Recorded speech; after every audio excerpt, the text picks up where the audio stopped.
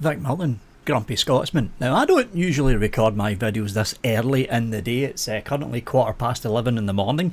I usually wait until a little bit later on in the evening, around about 7 or 8 o'clock, because usually what I cover is stuff that's happening either on the day of recording or yesterday, right, from the point of view of recording. But I thought I'd record this in the morning because it's basically already in law, which is the worrying part of all this.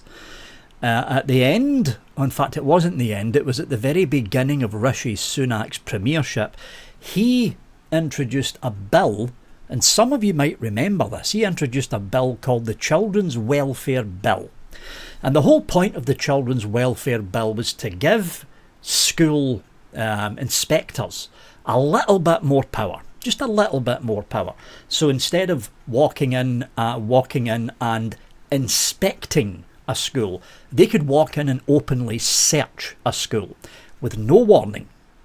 So if there was complaints going in about a particular primary school or a particular secondary school or a particular kindergarten or children's nursery, the inspectors could walk in and search, not inspect. There's a big difference between the two. Searching implies that they go around actually looking for the evidence, and when they found the evidence they can confiscate the evidence there and then, which was a big problem with the original school inspectorate and the school ombudsman. I need more coffee, it's too early in the day to be recording videos. School ombudsman. Because what was happening is that the school inspectors were coming in. Number one, the school was warned previously 3 or 4 days before the inspector shows up. That would no longer happen. And number two, all the inspectors could do was inspect. They couldn't search. Now, when you search and you find a piece of evidence, the school inspectors will be legally allowed to take that evidence as evidence. We all thought it was a great idea. The Children's Welfare Bill, as it stood under the Conservatives, reached the first reading in the House of Lords. Then the Conservatives got voted out. All bills currently on the table that were in first reading or below, which is the law right now, and first reading or below, was suspended or scrapped. The Children's Welfare Bill was suspended. It was left in limbo during the first week of the Labour Party coming in. Then they rewrote it, vast sections of it. Nobody knew, because the rewrite was done in the first 2 months of Labour coming into power, and Labour had far, far bigger problems with the attention on the press, like one of them being net zero, which I covered in the last video. Net zero with Ed Miliband going absolutely insane and essentially wrecking the UK's energy sector. That was all the news. The Children's Welfare Bill, it got rewritten drastically. I'm going to bring in the screenshot for this, and this news article only covers one part. There's another 30 odd amendments that the Children's Welfare Bill introduces that was brought in by Labour during the first 2 months of Keir Starmer's premiership. Let's bring this in. Window capture, let's see if it works this time, because I was having problems with window capture yesterday. Yeah, there we go. It's brought in. Here we go, folks. NHS number to be national ID. Mandated in Children's Wellbeing and Schools Bill. The Children's Welfare Bill was renamed Children's Wellbeing and Schools Bill by the Labour Party. There are 3 key things going on in parallel about the single unique identifier. Remember that, SUI. ID mandated in Children's Wellbeing and Schools Bill and Children's NHS number. The government has confirmed in the House of Lords that they intend for the NHS number to be the single unique identifier mandated in the Children's Wellbeing and Schools Bill. The government confirmed that Wigan is at least one of the pilots using the SUI across, wait for it, multi-agency working. Moving on. This might include services like children's social care and health and looked after children in the state care, joined up service provision.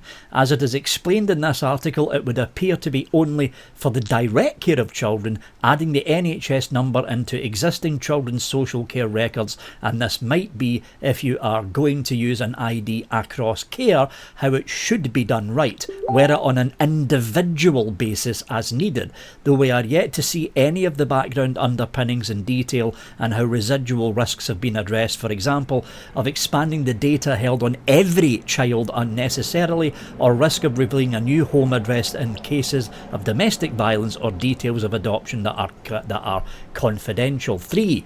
Wales was added last minute to the scope of the Children's Wellbeing and Schools Bill. The NHS number to be the single unique identifier mandated in the Children's Wellbeing and Schools Bill. What is a digital ID? At the simple basic level, a digital ID is a string of random numbers that are generated by a computer, like the the NHS number, your NHS number that every UK adult gets when they reach, I think it's 16 they get it, or was it 18? I can't remember now. I still remember my NHS number actually, but it's a unique identifier number.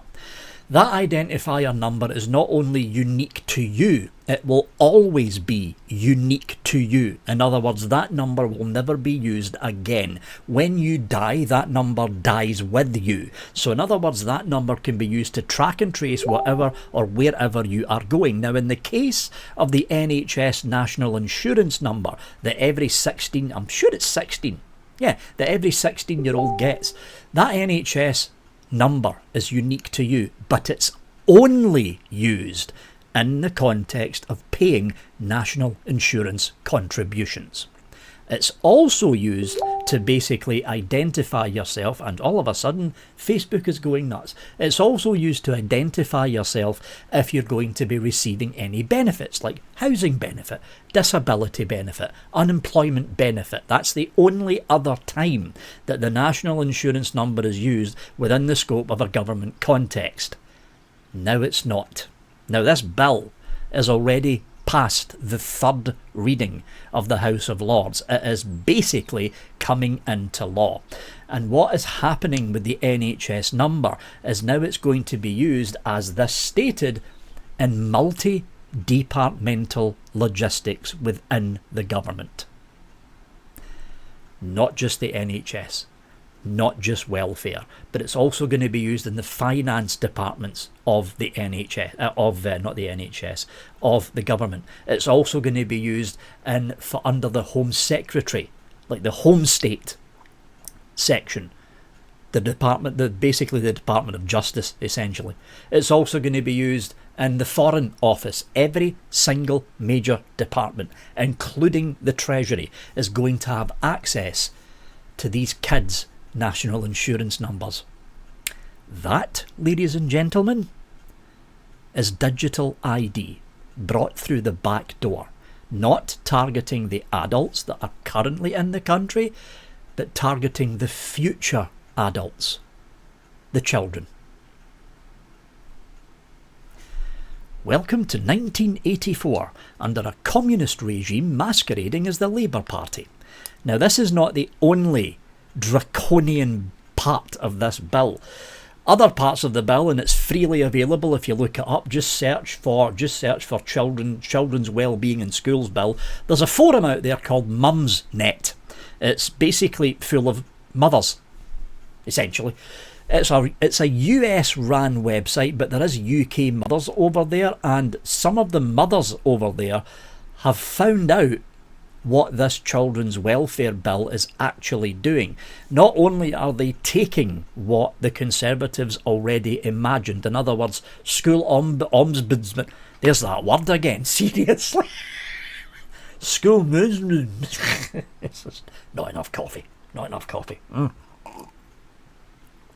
School ombudsman. I'll get the right word eventually. And school inspectors being able to actually inspect the school and search. But draconian laws have now been put in place for children who are homeschooled. Now, several amendments to the Children's Wellbeing in Schools Bill have got local authority inspectors, in other words, council members, being able to visit homeschooled children with no warning, being able to visit homeschooled children and being able to enter the house under law. In other words, without a police escort, with no warning, being able to track, get this part, being able to track homeschooled children anytime they want via digital tracking without warning, being able to inspect the parents of said homeschooled children to make sure that they are regularly and purposefully, taken from the bill itself, regularly and purposefully following a strict, detailed educational programme as laid down by the government. And it doesn't end there, it gets worse. I won't bother covering it, I'll let you, the viewer, read it for yourselves. It's called the Children's Wellbeing in Schools Bill, and pay special attention to what the Post and mums.net are basically saying. What mums.net is essentially saying is not only is this essentially trying to kill off homeschooled kids, to force parents to actually put their kids through what is essentially state school with no choice. It's also, and you're gonna love this part, when said school or when said pupil goes to said state school, the parents are no longer able to pull that kid out. Yeah, you heard me right. The parents are no longer able to pull that child out of school if that child's being bullied, being harassed, or more especially if that school is doing a bad job with the education of the child. Now, instead, the parents have to go to the local authority. And what's happening here is, not only is the local authority, the local councils, now taking direct control of homeschooled kids, the local authority is now also taking direct control on who can and who cannot leave or join new schools. It's now no longer the school itself that's able to do the paperwork. Now the school has to rely on the local authority to do it all for them under law. This on top of the fact that essentially the way the bill is written right now, as this article explained, they haven't made it clear what the digital unique identifier under the national insurance number is going to be. For all intents and purposes, every single child born after this bill passes, when they receive a national insurance number, and there is now murmurings that the NI number will now be given to children aged 10 or 11 instead of 16. So they're getting them when they get into secondary school as they go through the 4 to 6 years of doing secondary school work before they go into college. That's the rumour that's now going around. The NHS national insurance number is going to be given to essentially kids before they hit the teenage years. And that number, as they grow up, with that brand new national insurance identifier number, that number will be shared across every single department in government. Law enforcement, Treasury, Health, Foreign Office, every single department, including the Home State Secretary. It's a digital ID. That's exactly what this is. They're turning the NHS national insurance number into a digital traceable ID. And this got in through the back door. This isn't a Labour Party, folks. This is,